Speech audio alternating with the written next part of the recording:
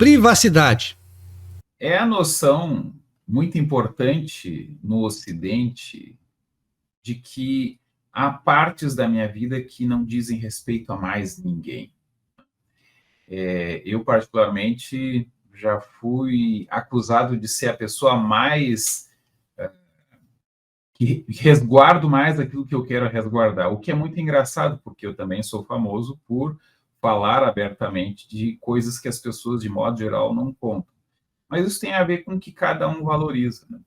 Então, a minha privacidade é aquilo que eu acho importante de manter privado, né? E isso me parece que é pura e simplesmente incompatível com os desenvolvimentos tecnológicos atuais dos últimos 50 anos, né? Basicamente, o problema, o grande paradoxo contemporâneo é que a complexidade da vida urbana, moderna, né?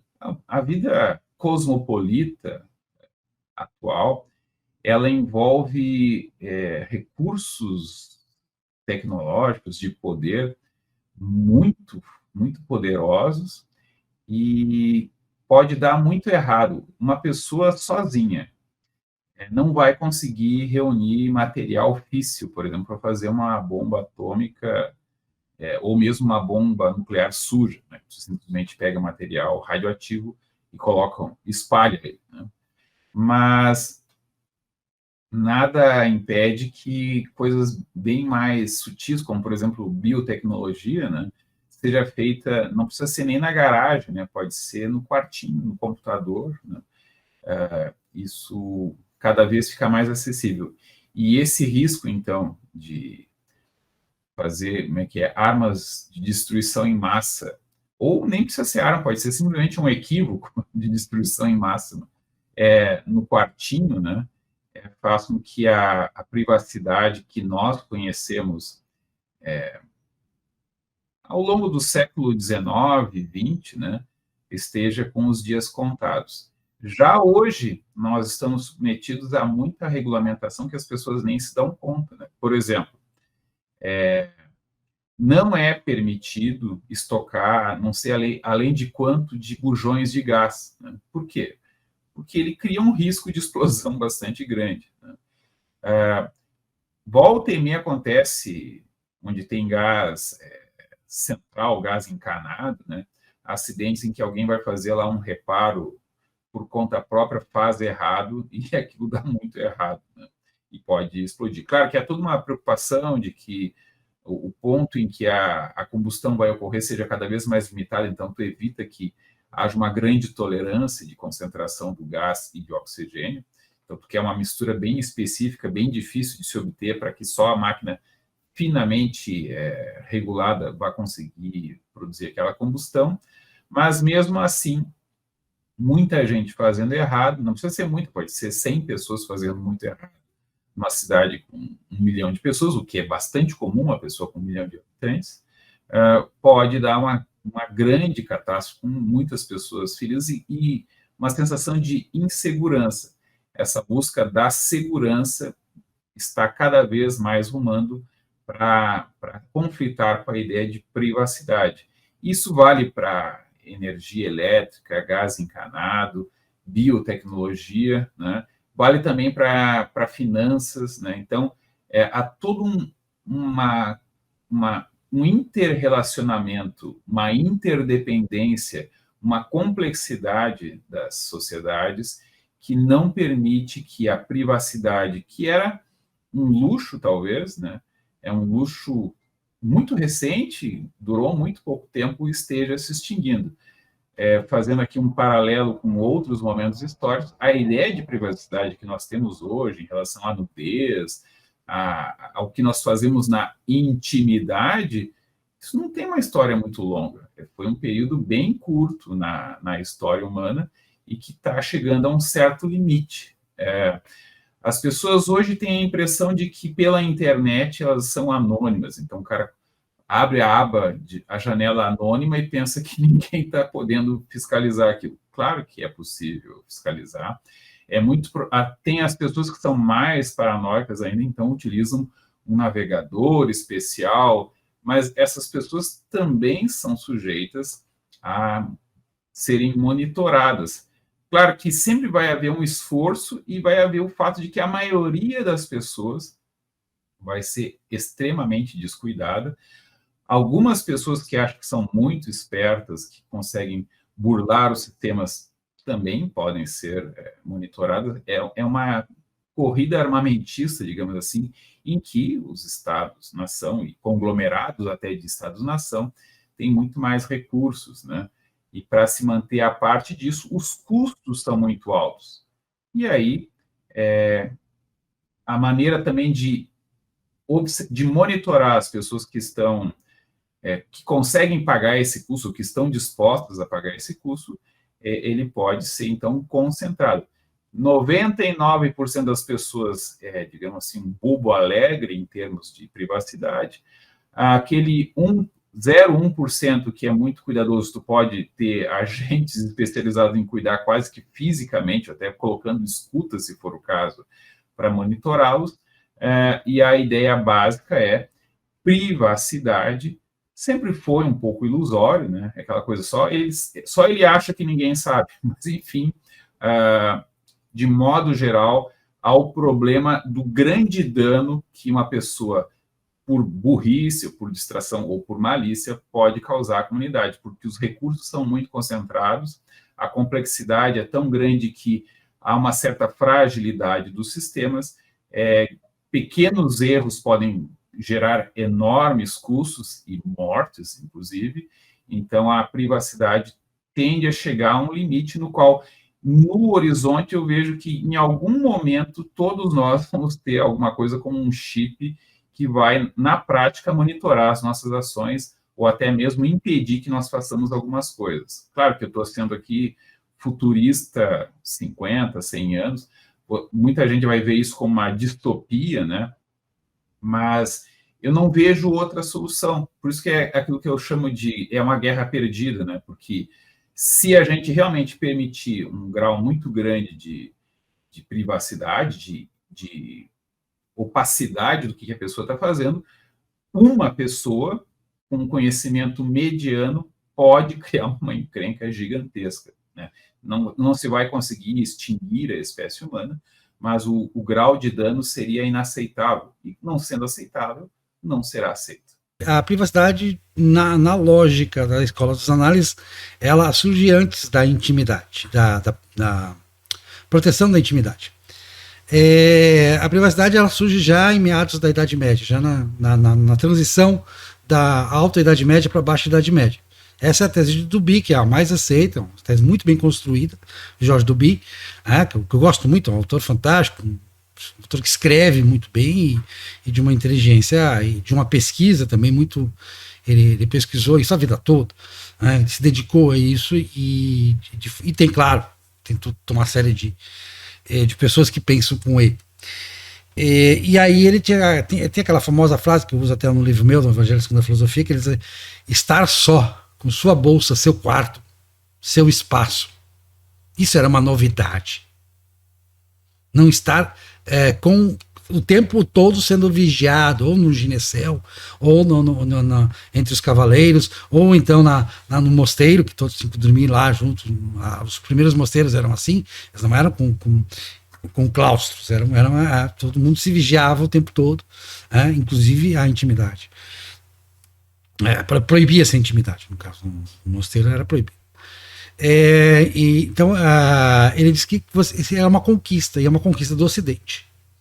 Ele localiza no Ocidente essa conquista, e é uma transição da Alta para a Baixa Idade Média, e que o Concílio de Latrão, o Concílio de 1215, ele vai tornar essa ideia possível, porque a Igreja, que era o grande formulador ideológico do tempo, os concílios eram a reunião dos intelectuais do tempo, dos escolásticos, dos pensadores do tempo, dos formuladores, inclusive, de doutrina, de que os estados deviam seguir, os estados embrionários da época, os estados com o poder do estado muito menor do que o do estado moderno, mas enfim, que as pessoas deviam seguir aquilo.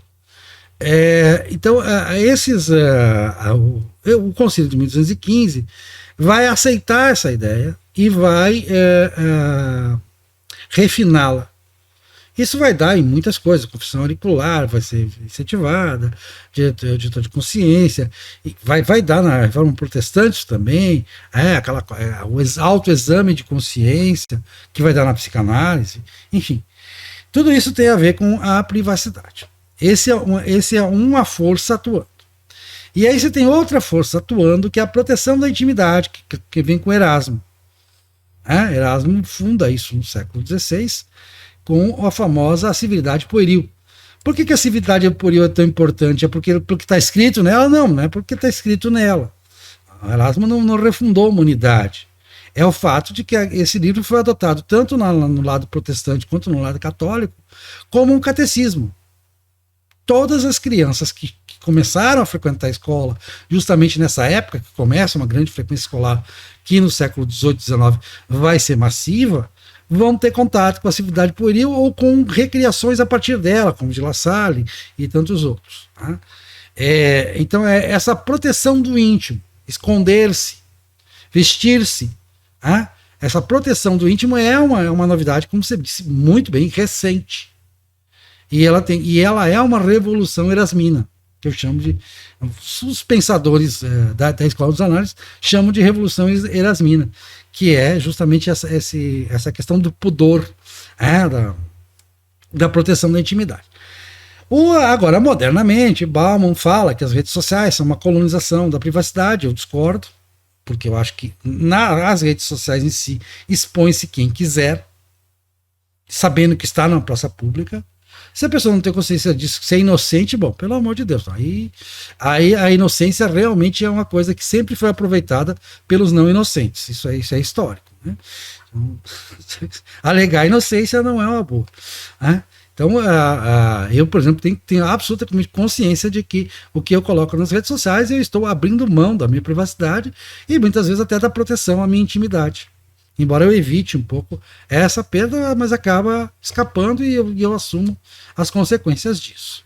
Então eu acho que as redes sociais em si nada mais são do que... as pessoas olham muito para as redes sociais, eu discordo de Bauman, eu acho que elas são a praça pública reeditada. É uma grande praça pública, uma praça pública global, mas é uma praça pública. Ela não perdeu a noção de praça pública, que era o sonho de Rousseau, que era um sonho totalitário. Todo mundo se expõe em praça pública o tempo todo e eu posso controlar todo mundo, eu posso saber o que todo mundo está pensando, eu posso ter o âmago de cada ser revelado. E essa ideia de Rousseau sim, aí ela vai ser aproveitada totalitariamente pelos Estados-nação modernos para controlar. Qual é a ideia? Eles controlam por maldade? Não sou muito da teoria conspiratória, de que tem um grande irmão ali tentando fazer tudo. Não.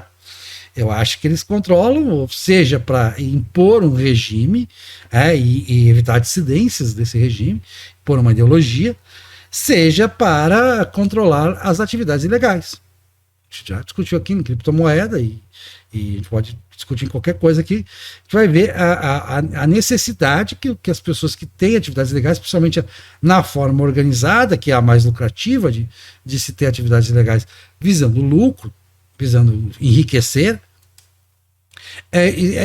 os estados limitaram muito a ação disso pelo controle das movimentações financeiras, pelo controle das transações, pelo controle do que entra e sai de cada empresa, do que entra e sai em prestação de serviço, do que é faturado, do que não é faturado, de quem ganha dinheiro, como e onde, de tudo isso. Então, isso sim é uma colonização da privacidade. Quer dizer, os estados realmente estão colonizando a privacidade num grau acentuadíssimo. E evidentemente que vai haver reação a isso, a própria criptomoeda é uma reação a isso, e há uma reação ideológica também, da parte libertária, né? E há toda uma ideia de manter essa privacidade. Aí teve o 11 de setembro, que tornou isso bem mais difícil, né? Porque porque você tinha um argumento para o Estado romper certas barreiras que nos Estados Unidos eram consideradas meio sagradas de privacidade. Os Estados Unidos têm uma cultura de proteção da privacidade, aquela coisa de não ter uma carteira de identidade nacional, por exemplo. Enfim, é um banco de dados. Por exemplo, uma das coisas que eu fico imaginando, por exemplo, você controlar a ilegalidade, o crime, hoje você tem exame de DNA. Você poderia pegar todas as pessoas ao nascer e fazer um mapa básico do DNA delas. E guardar para o Estado. Aconteceu um crime, você vai lá e testa. Você já acha os vestígios, facilita muito a investigação. Você ter o banco de DNA de todo mundo. Hoje você tem o banco de DNA dos criminosos. Nos Estados Unidos, pelo menos no Brasil, faz isso. Mas é natural que se faça. As pessoas admitem que a pessoa cometeu um crime grave, uma ilegalidade grave, você vai lá e retire uma amostra de sangue, de saliva, coisa e tal, e guarde uma amostra de DNA para o caso da pessoa vir a acontecer de novo, há uma probabilidade maior, ele já sabe que vai correr esse risco, e isso talvez iniba ele de cometer essa ilegalidade. Que não está funcionando muito, né? A ilegalidade está firme e forte, né? Ela vai sempre buscar brechas para sair disso. Agora, a colonização da privacidade, e agora chegamos ao limite extremo, talvez um dos limites extremos, que é o reconhecimento facial. Que é uma coisa muito boa, se você pensar. Do ponto de vista, no Brasil, por exemplo, você tem centenas de milhares, milhões, talvez, de chamados foragidos da justiça, gente que cometeu atos legais e não foi punida porque se evadiu. Então, o reconhecimento facial permitiria encontrar essas pessoas com facilidade. Elas teriam que se esconder muito bem. Elas não poderiam participar da vida social como geralmente participam, tem que ter uma atividade e tudo mais, com o reconhecimento facial. Se discute isso, eu tenho a seguinte tese: como a maioria das pessoas está acomodada, ou tem ambição, mas dentro de uma lógica deontológica de concordância com o Estado, com as coisas como elas são, com a ordem das coisas, essas pessoas têm um poder político de simplesmente permitir isso, ainda que uma minoria diga não, isso é invasão. Eu, como já comentei, já fui acusado de ser a pessoa mais reservada que determinada outra pessoa teria conhecido. Só que eu falo muitas coisas que eu não acho que seja muito importante manter como privadas. Não quer dizer que não haja outras coisas que eu acho importante manter privadas. Tem aquelas perguntas, né? Qual o teu maior medo? A minha resposta essa é uma pergunta estratégica que eu não vou revelar. Ou se eu revelar, pode ter certeza que é quase certo que eu esteja mentindo. Mas muitas coisas que são muito valorizadas como sendo da vida íntima e tudo mais, para mim isso não é muito importante, de modo geral, manter em segredo, né? Positivo ou negativo, contar vantagem, contar desvantagem, não vejo muita relevância nisso. Mas não é esse o problema da intimidade. O problema da intimidade é o poder, né? Tu chamasse bastante atenção à questão da criminalidade, do terrorismo. São coisas que levaram nos últimos 20, 30 anos, basicamente com o fim da Guerra Fria, vamos dizer assim, né, a uma fragmentação dos eixos de poder. Começa a haver o problema, primeiro lá nos Balcãs, né, depois vai ter o problema do 11 de setembro. Bom, no Iraque, aí os Estados Unidos usam bases militares na Arábia Saudita, leva o Bin Laden a querer fazer uma guerra contra... Eles tentam 2 vezes, né, contra as Torres Gêmeas, na segunda eles conseguem derrubar. Isso levou a uma grande, não vou dizer paranoia, porque realmente era um problema, né? Claro que as reações foram exageradas, as leis de segurança, vamos dizer assim, americanas, elas avançaram terrivelmente em relação a essa questão da privacidade, mas eu acho que tem que ser assim, não vejo alternativa, né? É de interesse realmente comum. Claro que isso pode ser abusado, não é que pode, certamente já foi e haverá abusos, né? Não tem como evitar isso de maneira perfeita. O que se pode tentar fazer é fiscalizar, controlar, fiscalizar os fiscais, tudo isso é um equilíbrio dinâmico com vários momentos de tropeço. Isso é inevitável. E a maioria das pessoas não está disposto nem a prestar atenção ao risco de ser assaltado, muito menos a questão de que o Estado, então, poderá abusar do uso das informações. E atualmente nós temos o problema das empresas, né? O que as pessoas informam das suas vidas privadas para empresas de tecnologia, através de redes sociais, é muito grande. E há interesse, há vantagens, ou seja, daqui a pouco eu quero que venha um algoritmo mais preciso e que me diga as coisas que eu realmente estou procurando, né? Ou seja, se as propagandas que vêm para mim no YouTube forem mais direcionadas para aquilo que eu realmente tenho interesse, para mim é melhor, né? Ah, mas eles vão ficar sabendo da tua vida. Não, mas esse tipo de coisa eu quero mais é que eles saibam, né? Não tem problema. E vou concluir com um ditado. Quando eu conheci, ele foi atribuída uma sabedoria árabe, né? Seria assim: se não queres que ninguém saiba, não faça. Eu acho que, claro, a gente tem que buscar o meio termo, né? Porque evidentemente que você tem que tem coisas que vêm para o bem, né? Não é que vem para o bem, é que o benefício é maior do que o prejuízo. Então, se você tem lá uma espécie de controle que previne terrorismo, como você bem colocou, o risco é muito grande e o estrago é muito forte, então você tem que prevenir, sim. Certas organizações voltadas à ilegalidade também, em determinado momento, a gente viu na Itália isso, né?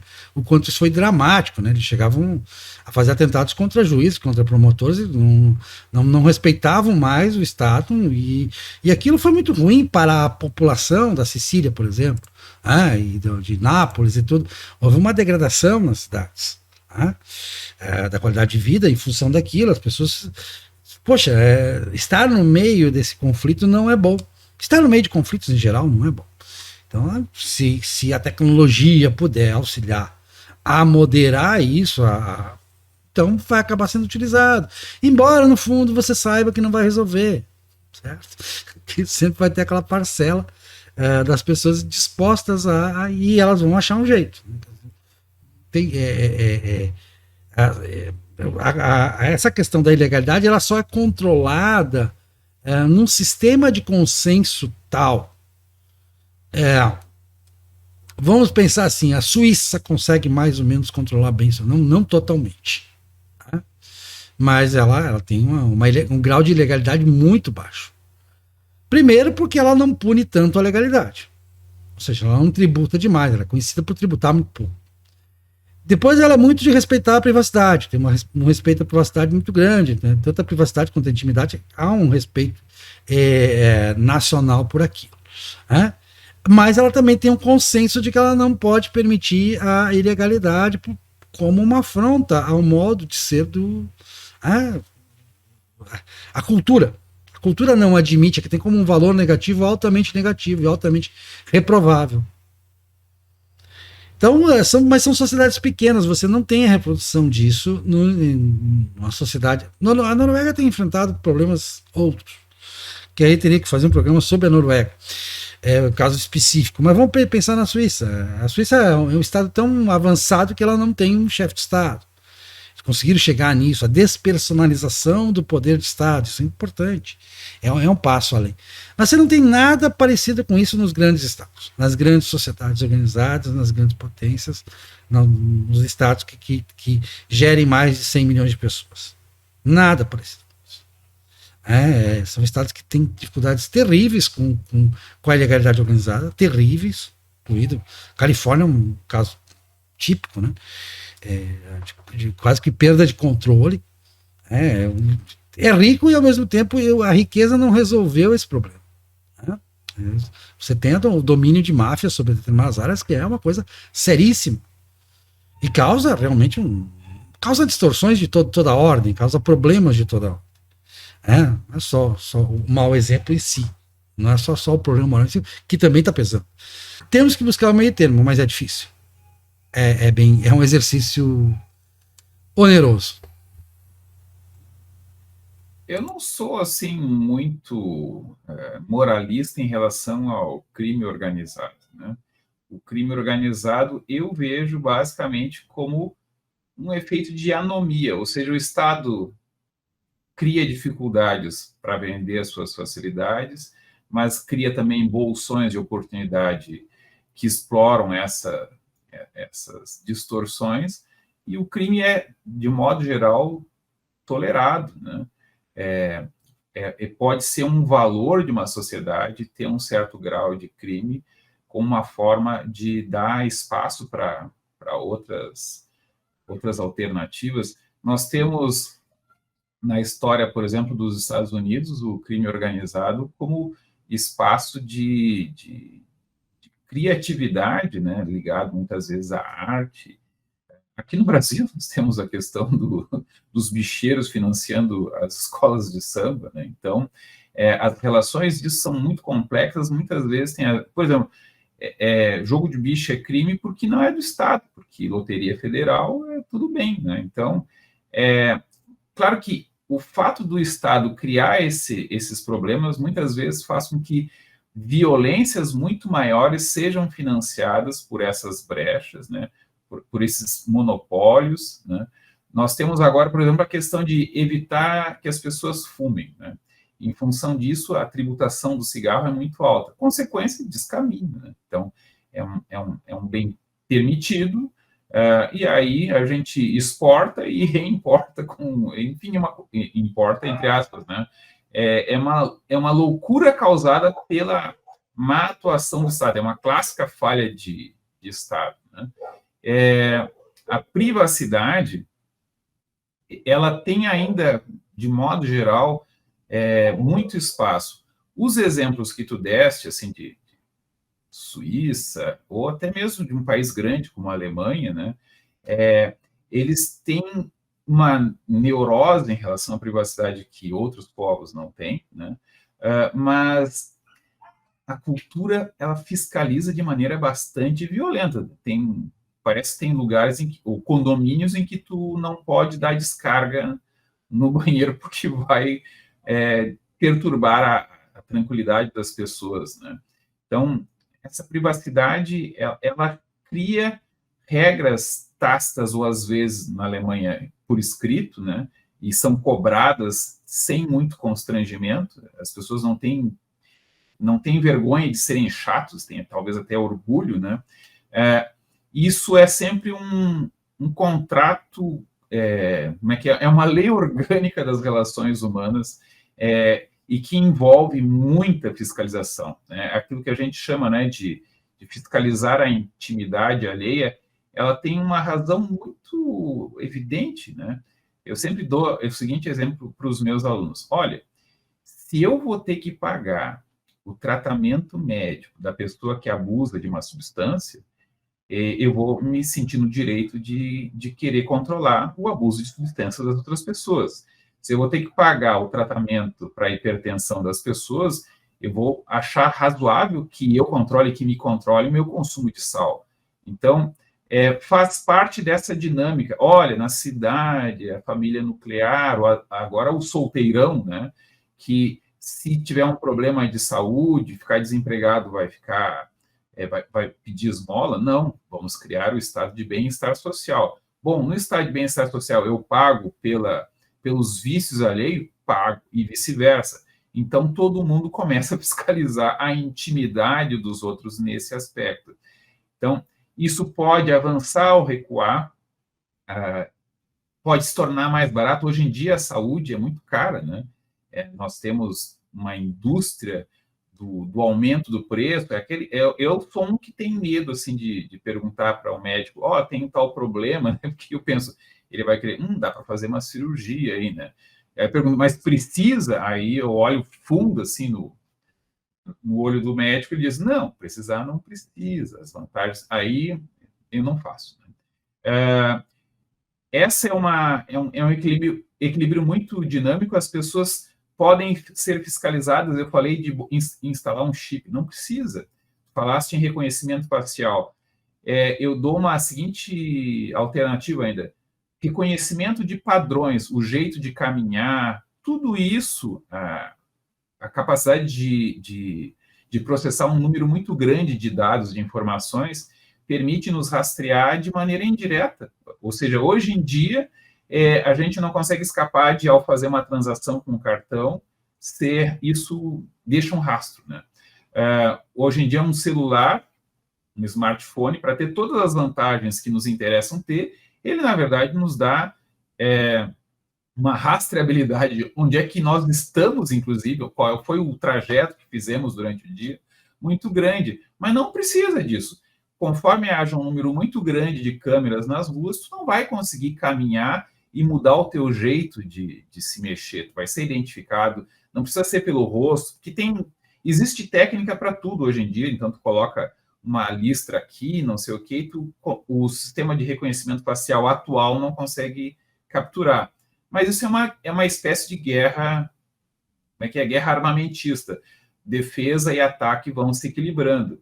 E aí, só quem tiver muito interesse, muita disposição, vai conseguir, sempre fazendo um esforço muito grande, escapar desse controle. Mas 99,999% das pessoas não vai querer, não vai nem se dar conta desse problema, e por isso que eu digo que é uma guerra perdida. Para a maioria de nós dois, inclusive, essa guerra já está... Nós já nos rendemos.